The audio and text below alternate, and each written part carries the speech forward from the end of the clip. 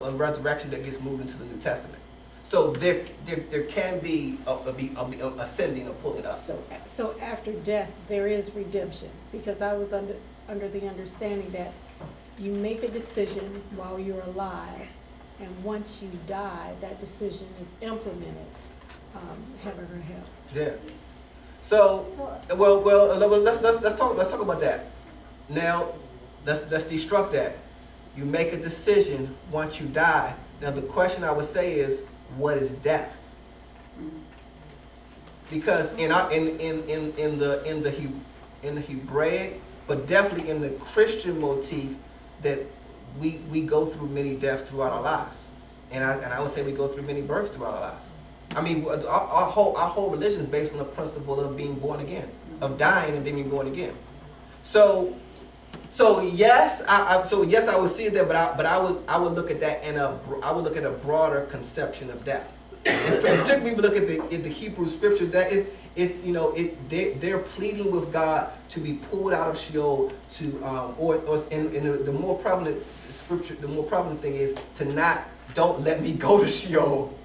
That's also prevalent too. In some passages. Gina and then Michelle, go ahead. So, Y'all not even gonna let me get the exercise. so I may not put this in the right terms, but isn't it so God hasn't come back yet. And those that have died, whether they are going to go to heaven or hell, are in this place. And once Christ comes back, that's when he separates his church from those who are not, who aren't going to go with him to whatever you consider heaven to be. So going up and down, based on Michelle's question about can you go up, if you've died and you've gone to this place where you're waiting for Christ's return, how can you go up or down? Once you get to that place, isn't it already determined that you're going to be either resurrected with Christ, or you're going to be sent to, where you're going to stay in Sheol or Hades or hell? Or That's a good question. What do you think? I think you're going to, if you died in Christ, once he comes back, you're going to be resurrected with him, wherever that heaven may be. And those who died outside of Christ will be left wherever they want to call it. I don't know exactly if it's hell or Hades but it's a separation. I think there's a non-separation now because Christ hasn't returned. But when he does, then there'll be a separation. Yeah, and you can say that. I mean, you can definitely make that case, and that's how I like to think about biblical things, because the Bible is so textured and so layered. The question is, first thing, none of us have been there that we remember, that we know of. So no one can say for definite, how it is, or the only thing we go over the base, our most accurate biblical understanding and spiritual maturity and spiritual guidance. So you could definitely make a case for that. So, but the other aspect of that is how do, when people, how do we deal with the scriptures that talk about Christ descending into hell and preaching to those in hell? See, that's the other thing we don't want to talk about. Going to hell, preaching to those in hell. And the whole creed of the whole fundamental, I mean, there were theological arguments almost to the death of holding, we say in the Apostles' Creed what? And he descended and he ascended. There were fights in the church to make sure that, no, he went to hell. I mean, adamant to basically make sure that we didn't forget that he descended. So what does that mean? How does that look, and how does that add to it? I don't know. I've never been there. I don't know. But what I'm saying is that what I want all of you to have. None of us have to agree. We don't have to have, because none of us really know. But what I'm saying, what I do want you to have is I want you to have a nuanced biblical understanding, and you can construct your own theology from that. But in order to have a nuanced biblical understanding, we must acknowledge that if we're looking at the scripture and if we're taking the scriptures as authority, then there are in the most rudimentary way that I can say it, there are different realms of what we call the underworld, as well as there are different realms of what we call the celestial realm. I mean, I think I don't think you can debate that if you look at the scriptures. So how these relate, how these work out, how these will be reconciled, we really can't say. I mean, the other thing that's so problematic is that, and this is when we talk about now, and we haven't got to this, but this is more of a mystical realm. When we talk about states of consciousness, we talk about states of consciousness. We talk about states of consciousness. What is above this realm? But there's a certain word that we use. What's above this realm? Oh, you all right? No, remember we use the word infinity. So when we're talking, and this really is the realm of God. So when we're talking about that, there is no time, there is no space. So all of these constructs that we're throwing onto God, it really only makes sense to and comfort for us. Because really is God limited to our conception of time? When we talk about, a linear conception of time, of death, and in a Hebrew conception of time is cyclical. So we talk about a linear conception of time. We talk about points of dying and decisions and stuff like that. All of those things are simply constructs that we're placing on God. So what happens when we enter into when we go back to the void? Yeah, somebody said the void. That's correct. That the infinity and all of those time, space. Even scientists, say there's no time and space. That's something that So what happens when we unloose those shackles? What does redemption look like in that sense? And what does punishment look like in that sense? In a realm where there is no time, there is no space. And actually, this conception of heaven or hell is more accurate with a sense of infinity than the section of hell as a place and heaven as a place. This overlapping realms and consciousness.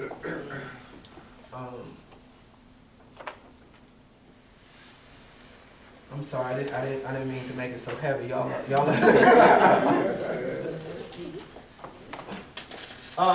But I mean, so any other questions, boy?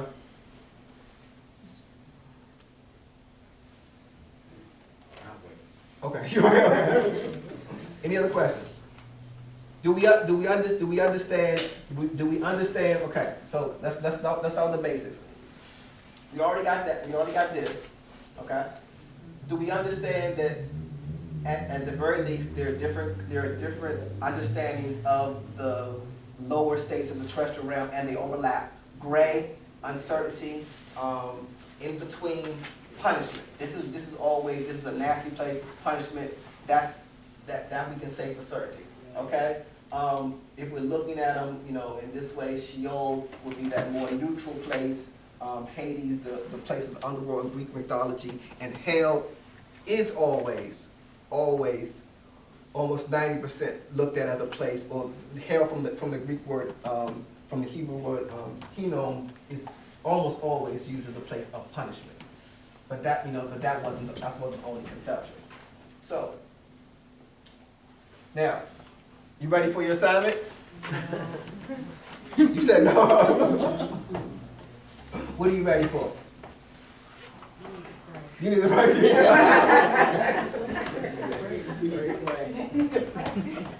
Let's do it together. Let's do it together. Okay. So Jesus. Okay. This is what I want you to get. And this is the most important thing, because a lot of times we try to get a PhD in biblical understanding, and sometimes a GED will do. Because getting a basic understanding is better than the advanced things. Maybe the advanced things are for the hereafter. But Jesus rescues his disciples from a terrestrial existence, and so why does he do that? Let's look at Matthew. Let's look at it together. Let's look at Matthew. Cause y'all looking at me like y'all looking at me on Sunday. Y'all be like, I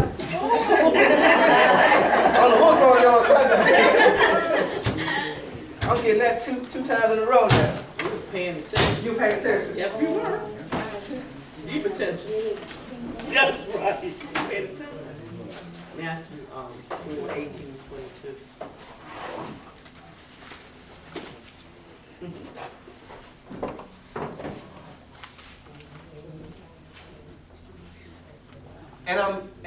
this is well I'll say that for the answer. Okay, so Matthew, now this is, think about how this applies to your life, because if we have an understanding of Sheol, of Hades, of hell, and it's just up here, it doesn't know, but think about how this applies to your life and how this can help you navigate in the world, which is way more important than having trying to make all the connections. So Matthew 4:18, you got it?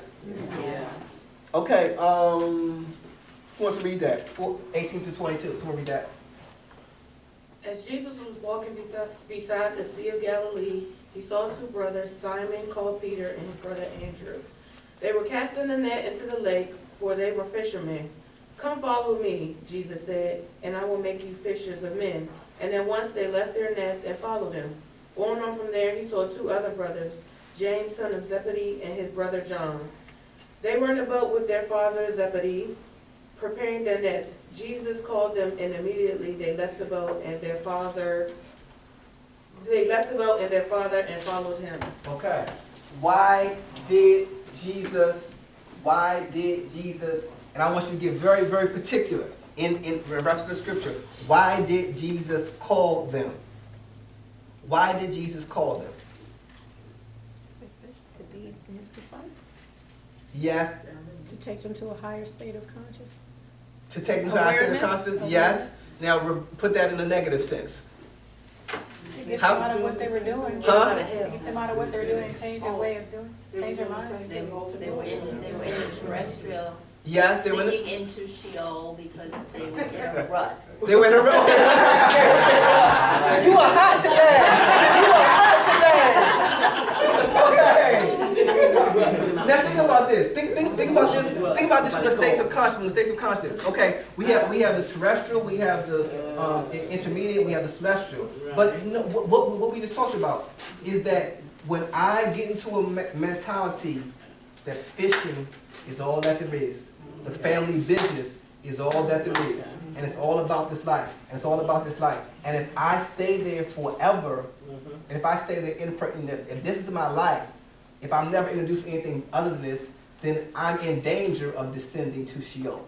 Because Sheol, let's say for our purpose, Sheol is in a sense at the beginning stage of it, it's a place of hopelessness, and we can definitely say that from Psalm 19. A place of hopelessness, a place of darkness, a place of uncertainty. Not in the sense of punishment, but it's a place of there's no hope. And Jesus says, let me show you how to have a life that's beyond this life that you're living right now. Let me make you fishers of men. I want to give you a purpose. I want to give you a way of living that's beyond this terrestrial realm. Because if you stay in this terrestrial realm long enough, you'll eventually get into a point where you're thinking this all this is, and that is leading down to the road of Sheol. Because that only leads to a place of hopelessness. Are you with me? Yeah. Okay, let's look at the next one. And we'll see the pattern. This is way more useful. Understanding this is way more useful than understanding anything else. Because if we get caught into a rut, then we're in danger of descending. Not because God is trying to punish us, because it's the natural course of our own actions. It's the natural course of our Matthew 9. As Jesus passed on from there, he saw a man called Matthew sitting at the tax booth. And he said to him, "Follow me." And he rose and followed him. And as Jesus reclined at the table in the house, behold, many tax collectors and sinners came and were reclining with Jesus and his disciples. And when the Pharisees saw this, they said to his disciples, "Why does your teacher eat with tax collectors and sinners?" But when he heard it, he said, Those who are well have no need of a physician, but those who are sick, go and learn what this means. I desire mercy and not sacrifice, for I came not to call the righteous, but sinners." Yeah. Now, what does that mean? In reference to what does that mean in reference to our understanding, our different legs? What does that mean? Particularly that last line that Derek read, I came not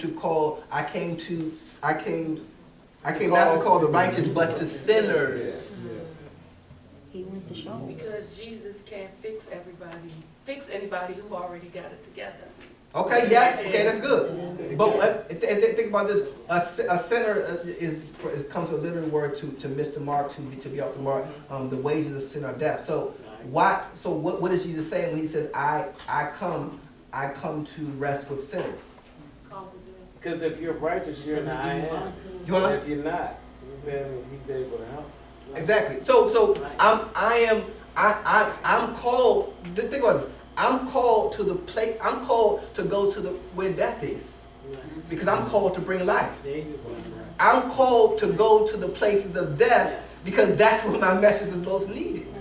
So let's put some historical perspective. As you probably know, tax collectors had they were notoriously known to be criminals and crooks because they were contracted by they were usually of Hebrew descent of Jews, but they were contracted by the Roman government to collect taxes on their own people. But what they did was they would collect taxes for the Roman government, and then they would take their cut, and they could determine what their cut was. It could be as big as they wanted.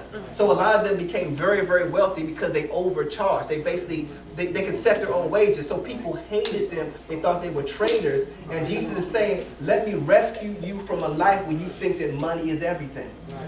Because if you live in this life, if you live in this realm where you think money is everything, it will eventually lead to you Sheol, and eventually Sheol will lead to Hades, and Hades will lead to hell. So I came to preach to people that are dying, that are sick, that are in need of my help. And it's interesting because the dying people who are dying would be in Sheol. People who are dead would be in the deeper parts of hell. Because Sheol is the place leading down, to the terrestrial state in perpetuity. Sheol, Hades. So I'm dying. I'm going into this place of helplessness, of hopelessness, depression, in which I believe that this life is the only life that there is. And when I believe, and not just like this realm, this is the only thing that I have access to. When I believe that, it puts me in a state of grayness, of hopelessness. It puts me in a state in which the natural repercussions of doing that over and over again leads to a place of uncertainty. It leads to a place of difficulty. John, last one.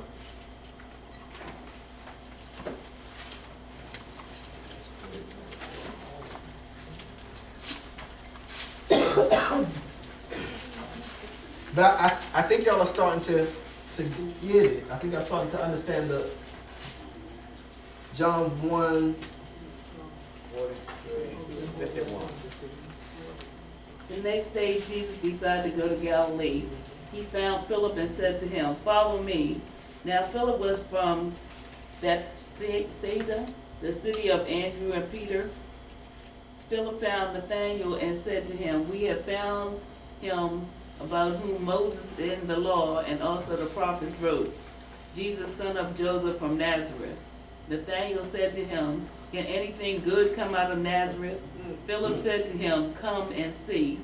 When Jesus saw Nathanael coming towards him, he said of him, "Here is truly an Israelite in whom there is no deceit." Nathanael asked him, "Where did you get to know me?" Jesus answered, "I saw you under the fig tree before Philip called you." Nathanael replied, "Rabbi, you are the Son of God, you are the King of Israel." Jesus answered, "Do you believe because I told you that I saw you under the fig tree? You will see greater things than these."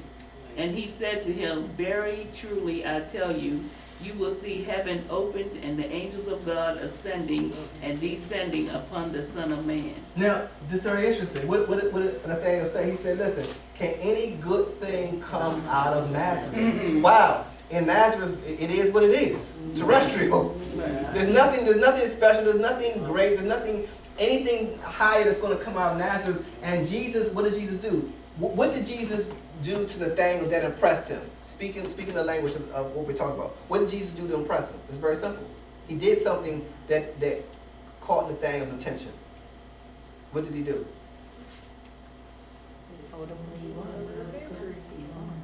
He told him what? He told him. He told him that he saw him. He saw him under the fig tree. He told Tell him something from his dream. He told him something that he saw. He told him something that what? That he dreamt. Well, he told him something that he Shouldn't that he know. could not have Shouldn't known know. in the terrestrial realm. Yeah. So he exposed him to something outside the terrestrial realm, and that's what inspired him to want to know more. Okay. All right. So Nathaniel is literally teetering. He's in a place where, can anything good come out of Nazareth? Nazareth is terrestrial. There's nothing that's good. Jesus exposes him, gives him a little peek of something beyond the terrestrial realm, and that piques his curiosity to want to go and follow Jesus. And that's really the choice. The choice is to accept the invitation to ascend, or to allow gravity to pull you down. Because no one has to do anything to you to pull you down. The natural grind of life will do it all for you. Yeah. So all of these levels of consciousness that we have been studying up to this point have been raising us from the terrestrial up. So can't we safely say that at least the two Sheol and Hades are just lower levels of consciousness, right? They're not physical places, they're just lower levels of consciousness, right? Definitely, yes. I would say definitely for Sheol. I mean, in a biblical conception, it was looked at as a place. I mean, I don't know physical or not, but it was looked at as a place. But think about this. There's no separation between consciousness and, in some sense, space, because consciousness is connected to a state, and state is connected to consciousness. In other words, if I enter into this room, if I'm out there and I enter into this room, because I've entered into this room, I'm aware of the chairs and the tables and the lights and stuff like that, because I've entered into this room. So the same thing, when you enter into a certain state, whether that be a physical place or whatever, it's some type of location, but as though entering into that state, it makes you aware of certain things. So there's a state and there's a consciousness, and that they're connected. Now, what that is in the, I don't know what it is, but it's a state and it's a consciousness. Yeah, there. Gehenna, Gehenna, because you said during spiritual warfare that if you didn't stay in the I am, you could slip into Gehenna. Yeah. So Gehenna, is that supposed to be the equivalent to Hades and Gehenna would be Sheol, or is that hell? hell. Gehenna would be hell. Gehenna would be hell. That's the cut what comes from the Hebrew, and then it went to the Greek. So that's without the Greek. Never mind. I'll wait for that. But I mean, that's a good connection, because that does that's a very good connection in reference to the spiritual warfare class. We can go back and study spiritual warfare and take it to a deeper level with these different states of consciousness.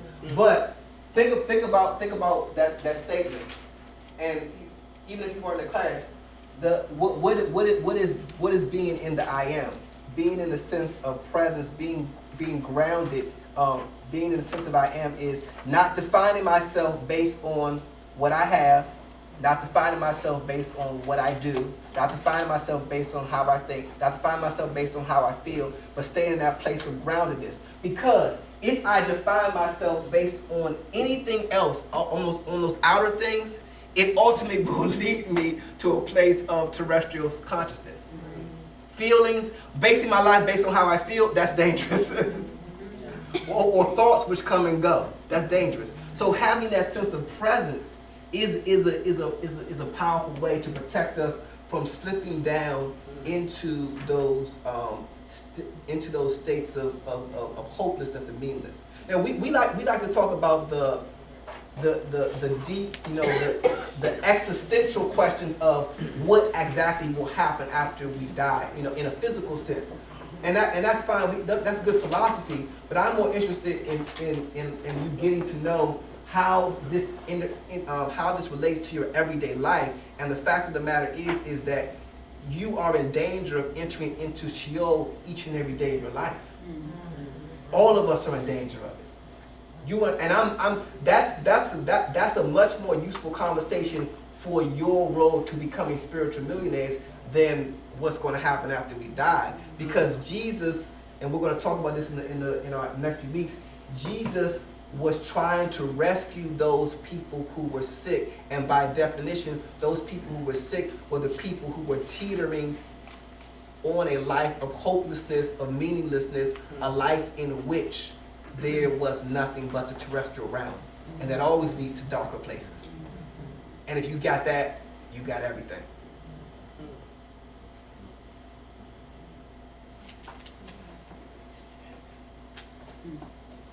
We good? For now. You said you wanted a discussion about hell. You got it.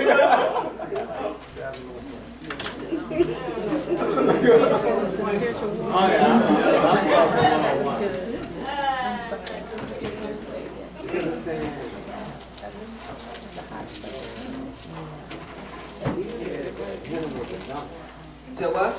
But it's saying in here that They didn't say we weren't finished. I was like, yes, everybody think we're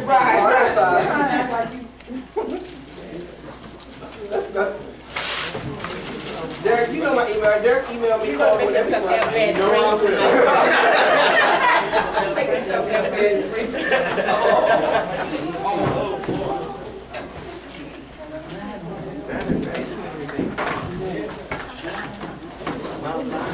Don't worry, we're going to continue this conversation. This is going to be ongoing for the next couple weeks. Mount Part of that. yes, and All right, take a moment to ground ourselves.